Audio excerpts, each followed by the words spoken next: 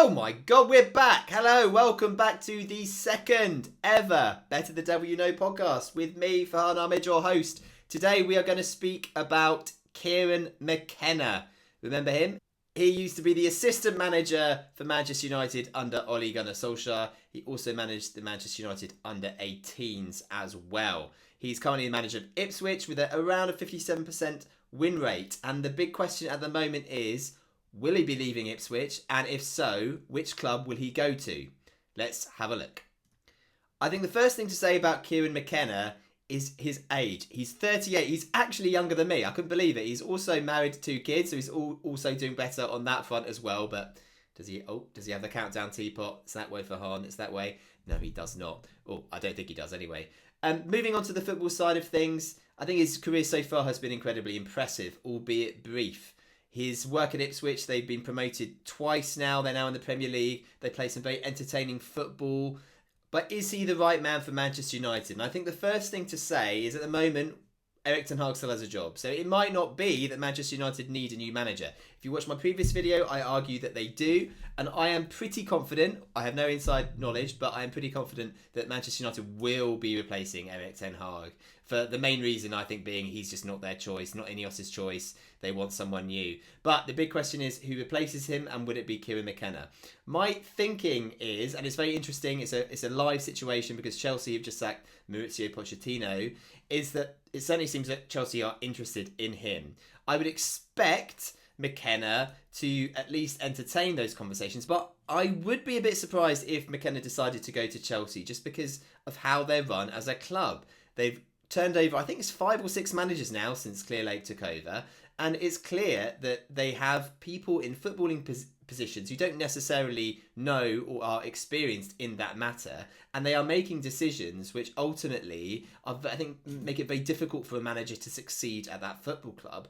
There was a rumour, I don't know how true it is, that they actually even want to kind of input into things like tactics, and so to put yourself into a situation as a young manager in that role where you don't necessarily have a clear remit, you're probably constantly having to answer to the people upstairs and who are more senior to you in the company. I think it's a very difficult position for anyone to be put in, let alone a 38-year-old who really hasn't had much managerial experience, certainly not at the kind of the level that Chelsea or Manchester United indeed are operating in. So I don't think Chelsea is a very good place for McKenna to go. I kind of liken Chelsea and how they work to, say, like a PSG, or certainly kind of PSG of a few years ago, where there really was a lot of kind of intervention at a top level, which made it almost impossible, I think, for managers to do a good job. So I would advise McKenna not to go there.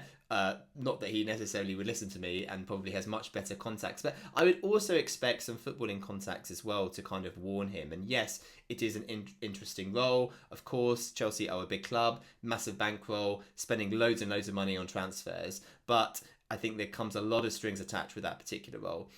Brighton is a completely separate matter, and actually I think Brighton would be a perfect club for Kieran McKenna to go to. It's a very well structured club, it's well run, he'll have the remit that he wants, I'm sure he'll have the players that he can potentially get in as well, and I think it will give him the space, the growth, the ability to do really well as a manager under less pressure, but still a big step up from Ipswich. And Brighton, I think, still have ambitions to kind of continually fight for European places. I think Brighton and McKenna make perfect sense. Now, for Manchester United, I think there are similarities to the challenges that he would potentially face at Chelsea. So, for example, Manchester United footballing structure isn't even set up yet.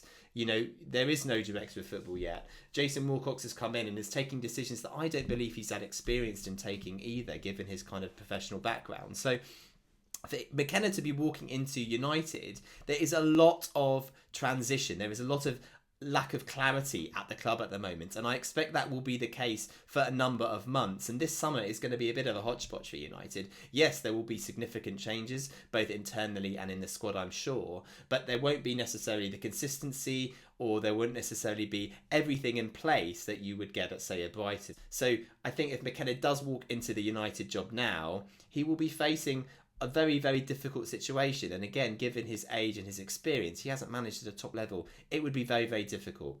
Would I personally be excited by McKenna? I think yes.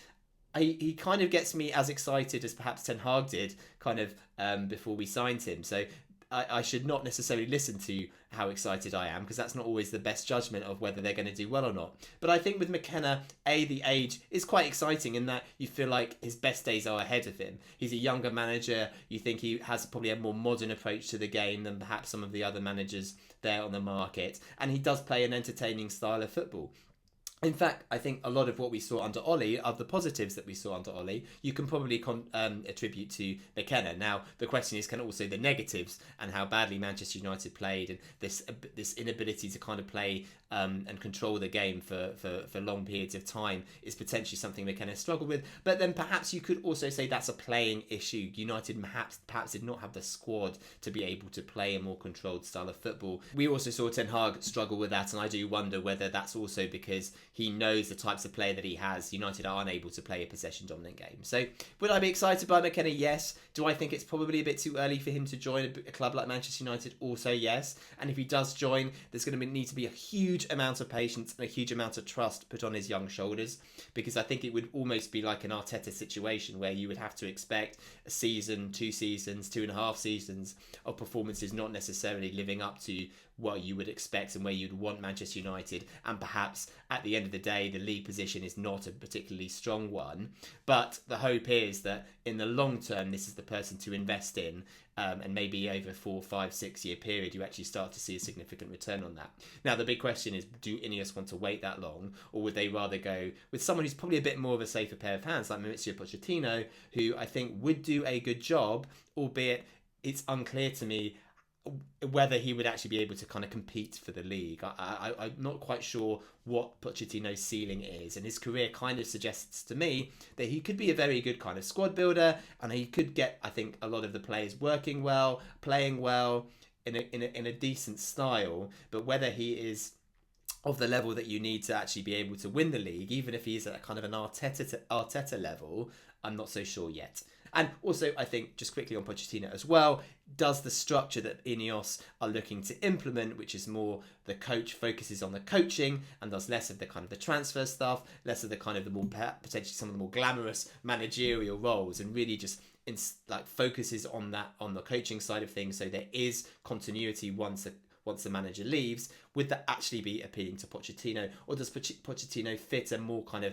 traditional role and style of management where he's not just a coach, but he's also kind of the figurehead of the club, and a lot of the decisions, the footballing decisions, he has a key say into. So I think that's something that Ineos would need to discuss. Anyway, that's my thoughts on Kieran McKenna. Would love to hear yours too. Thank you very much for watching, and I will see you next time. Bye-bye.